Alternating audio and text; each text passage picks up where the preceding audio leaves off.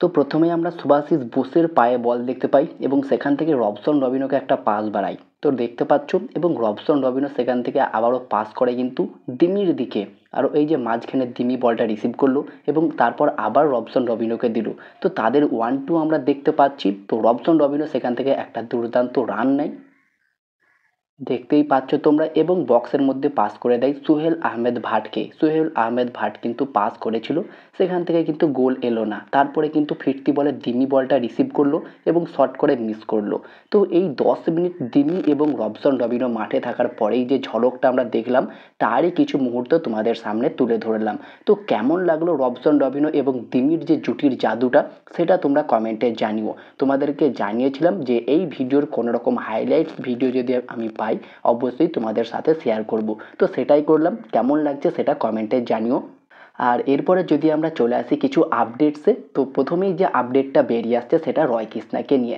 ফিজির এই centre forward দীর্ঘদিন without ক্লাবে ছিলেন, তবে তার সাইনিংটা যে মালপ্পুরম এফসি অফিসিয়ালি কনফার্ম করে নিয়েছে সেটা গতকালকের ভিডিওতেই তোমাদেরকে জানিয়েছিলাম।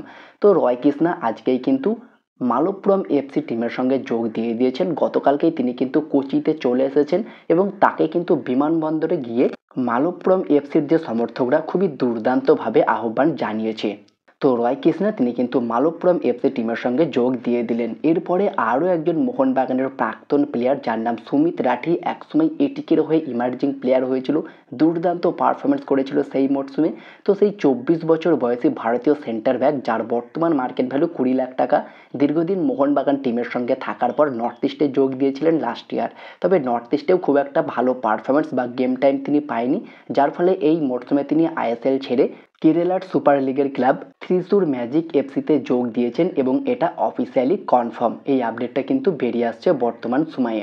এরপরে যদি আমরা কথা বলি মোহামেডান এসসির কোচকে নিয়ে, যার নাম আন্দ্রে চেরনিসভ। মোহামেডান এসসিকে আই লিগ চ্যাম্পিয়নও করিয়েছিল, তবে আইএসএলে আসার পর তার পারফরমেন্স খুব একটা ভালো হয়নি তার আন্ডারে মোহামেডান এসসি দল, এবং তিনি নিজে থেকেই মোহামেডান এসসি টিমটা ছেড়ে দেয়। আর বর্তমানে তিনি উইদাউট ক্লাবেই ছিলেন, তবে তার সাইনিংটাও কমপ্লিট করে ফেলেছে থ্রিসুর ম্যাজিক এফসি। আর যেমনটা খবর রয়েছে গতকালকেও তিনি কিন্তু থ্রিসুর ম্যাজিক এফসি টিমে যোগ দিয়ে দিয়েছেন এবং কেরালার সুপার লিগের যে ক্লাব বা কেরালায় তিনি চলে এসেছেন।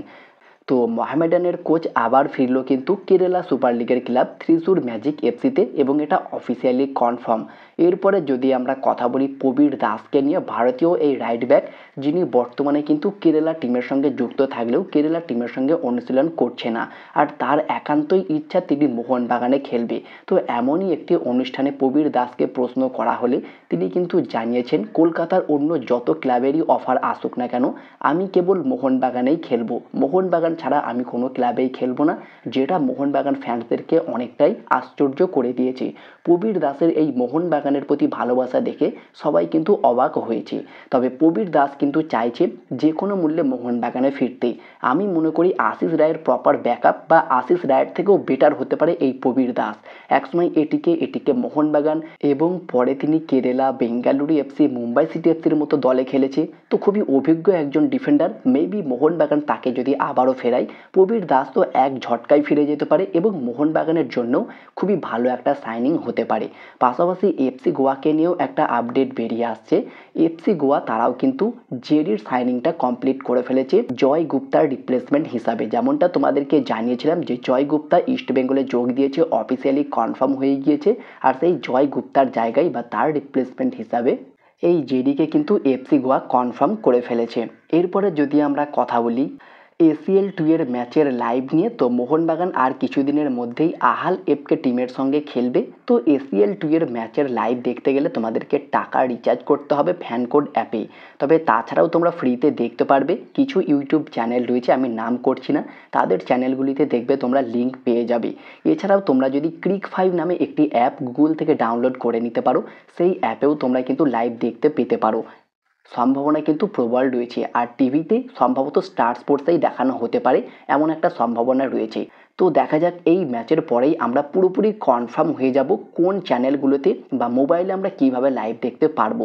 এখনও পর্যন্ত অফিসিয়াল কোনো আপডেট তোমাদেরকে দিতে পারছি না, তবে এই ম্যাচের পর আমি আশা করছি পুরোপুরি কনফার্মভাবে জানিয়ে দেবো মোবাইলে বা টিভিতে তোমরা কিভাবে লাইভ দেখতে পারবে।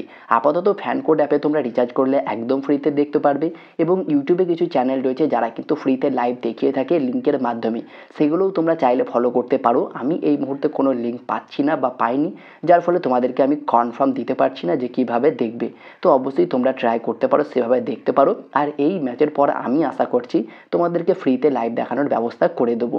তো দেখা যাক, এই ম্যাচটা আমি আগে ট্রাই করি, যদি কোনো প্রকার ফ্রিতে লাইভ দেখতে পাই অবশ্যই তোমাদেরকে দেখিয়ে দেবো কিভাবে তোমরা ফ্রিতে লাইভ দেখবে এসিএল 2 এর ম্যাচগুলো। বাকি মোহনবাগানের যে এসিএল 2 এর ম্যাচ রয়েছে সেই ম্যাচের টিকিট তোমরা কাটতে একদমই ভুলো না, এই ম্যাচের টিকিট তোমরা নিয়ে নিও। মোহনবাগানের ফার্স্ট ম্যাচ, যেখানে রবসন দিমির জাদু কিন্তু অনেক বাকি রয়েছে। এফসি গোয়া ম্যাচেই তোমরা দেখলে দুজনের একটা দারুণ কম্বিনেশন, দুর্দান্ত একটা জুটি হতে পারে। এই দুজনের পারফরমেন্স কিন্তু মোহনবাগান ফ্যান্সদেরকে মুখিয়ে তুলতে পারে। আর এই রবসন রবিনো দিমিকে যদি একসঙ্গে খেলাই, লাইক রবসন রবিনোকে লেফট উইঙ্গে এবং দিমিকে অ্যাটাকিং মিডফিল্ডে, দুজনের একটা দুর্দান্ত কম্বিনেশন আমরা দেখতে পারবো। আর আপফ্রন্টে যদি জেসন কামিংস বা ম্যাকলারেনের মতো প্লেয়ার থাকে, সেক্ষেত্রে রবসন, দিমি এবং আপফ্রন্টে জেমি বা কামিংসের মতো প্লেয়ার, এই তিনজনের কম্বিনেশনটা আনবিলিভেবল হবে, সত্যি দুর্দান্ত হবে। কারণ গোয়া ম্যাচেই তারা যে জাদুটা দেখিয়েছে রবসন এবং দিমি, আশা করছি পুরো মরশুমটা এই জাদুটা তারা দেখাতে পারবে। আর দিমি খুব দ্রুত কামব্যাক করছে, সেটা আমরা বুঝতেই পারছি। তো দেখা যাক এই টিমের এগেনস্টে, মানে আহাল এফকে টিমের সঙ্গে এসিএল 2 এর ম্যাচে মোহনবাগান কেমন পারফরমেন্স করে। এফসি গোয়া টিমের সঙ্গে তো গোল শূন্য ড্র হয়েছে, তবে এই রেজাল্ট নিয়েও রয়েছে রহস্য, সেটা নিয়ে নাইবা কথা বললাম। তবে আমরা আহাল এফকে টিমের ম্যাচটাতে ফোকাস করব। দেখা যাক মোহনবাগান এই ম্যাচে কেমন পারফরমেন্স করে। এই ম্যাচের লাইভ এবং হাইলাইটসও তোমরা অবশ্যই দেখতে পারবে, তো বুঝতেই পেরে যাবে মোহনবাগান কতটা তৈরি রয়েছে এবং কতটা ভালো খেলছে। বাকি আজকের ভিডিওতে এই সমস্ত আপডেটগুলোই তোমাদেরকে জানানোর ছিল, জানিয়ে দিলাম। ভিডিওটি ভালো লাগলে লাইক, শেয়ার, কমেন্ট করে দিও। আর আমাদের এই চ্যানেলে প্রথমবার এসে থাকলে সাবস্ক্রাইব করে পাশের বেল আইকনটিকে অল প্রেস করে দিও। তো দেখা হচ্ছে নেক্সট ভিডিওতে। Bye bye, have a good day.